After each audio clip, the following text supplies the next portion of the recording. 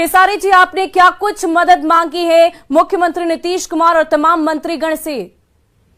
बशर्ते मैंने यही मदद मांगी है कि देखिए, पर्सनल चीजें पे अगर मुझे कोई कुछ बोलता है तो मुझे प्रभाव नहीं पड़ता है, क्योंकि मैं बहुत 24 घंटा काम करता हूँ। मैं सोचता हूँ कि चलो ठीक है, कोई बात नहीं, मेरे को बोल रहा है ठीक है, क्योंकि अब बात मेरे घर परिवार तक, मेरी बेटी के ऊपर, मेरे वाइफ के ऊपर, मेरे माँ के ऊपर, अब सोशल साइड से कोई गाली दे, और एक दिन की ये बात नहीं है। मुझे लगता है कि मैं 1.5 साल से कहीं ना कहीं परेशान हूँ कुछ लोगों से, लेकिन अभी हद हो गया है कि अब कोई मेरे परिवार को रेप करने की धमकी दे।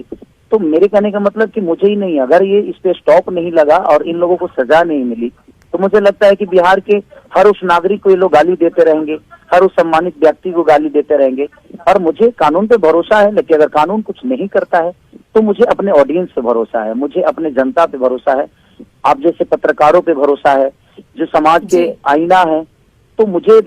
पता है कि आप लोग मेरे साथ इंसाफ करेंगे और मेरे साथ इंसाफ होगा, क्योंकि देखिए ये आज की बात नहीं है। अगर इनका मन ऐसे ही बढ़ता रहा तो मुझे लगता है कि भोजपुरी और बर्बाद होने में टाइम नहीं लगेगा। खेसारी जी, क्योंकि यूट्यूबर गौतम सिंह का नाम सामने आया है, क्या आप उन्हें निजी तौर पर भी जानते हैं? जी नहीं, मैं उनको निजी तौर पे कभी ना कभी बात किया उनसे, और ना ही मेरा उनसे कोई लेना देना है, और ना ही कभी मैं उनसे मिला हूँ,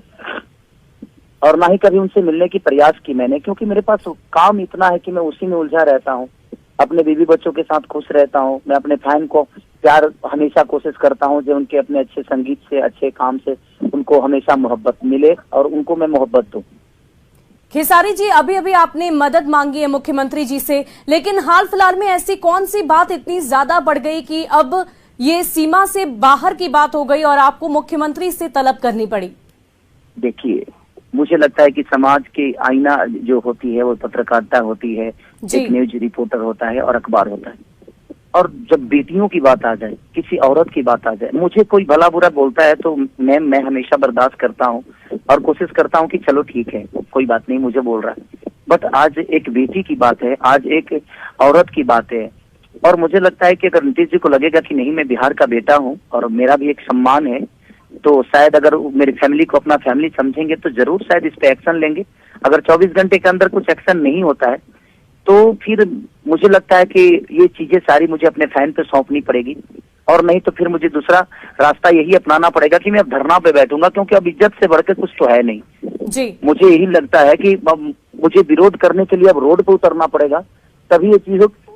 खत्म हो पाएगी। क्योंकि वो सिर्फ एक को नहीं, मुझे लगता है कि भोजपुरी का हर उस कलाकारों को ऐसे ही टारगेट करके उनकी माँ बहनों की गालियां, किसी लड़की को बेइज्जत कर देना, उनके घर तक पहुंच जाना, और सोशल साइड पे बताइए पूरी दुनिया अगर ये सुनती होगी तो भोजपुरी के बारे में उनका क्या ओपिनियन होता होगा कि भोजपुरी के लोग ऐसे ही होते हैं, इनकी ऐसी मानसिकता है। तो सिर्फ वो मुझे ही